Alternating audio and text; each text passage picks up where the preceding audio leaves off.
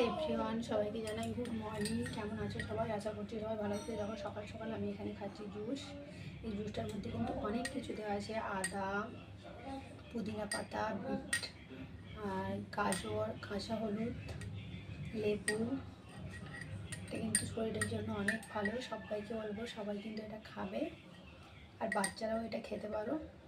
মানে বাচ্চারাও খেলে এতে সর্দি কাশি একদমই হবে না, কারণ এতে আদা দেওয়া আছে।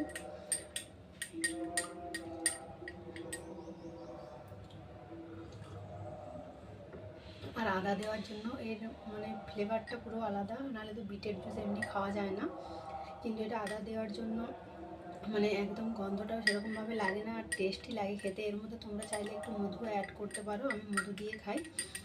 মধু দিলে তো টেস্টটা আরও সেই লাগে।